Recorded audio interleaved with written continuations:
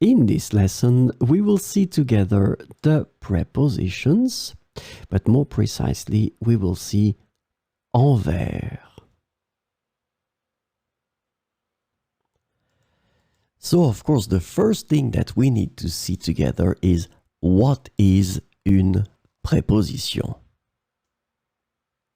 Well, a preposition is an invariable word which brings two words together.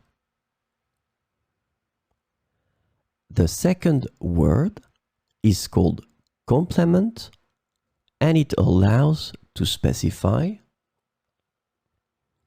the time, the cause, the place, the state, the manner, the purpose, or the matter. The second word can be another noun, a pronoun, an infinitive verb, or an adverb.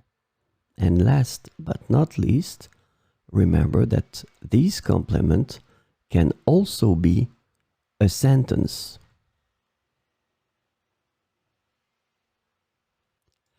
So, this lesson is about envers.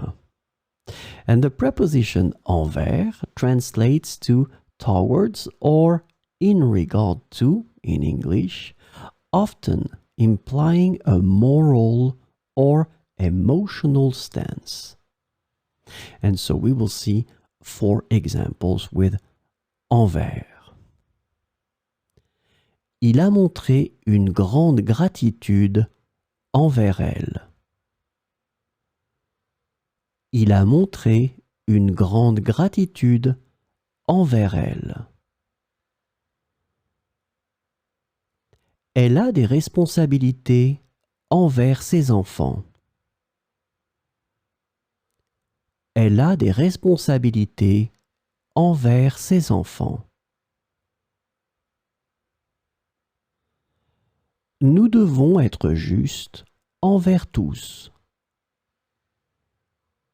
Nous devons être justes envers tous. Sa colère envers son frère est injustifiée. Sa colère envers son frère est injustifiée.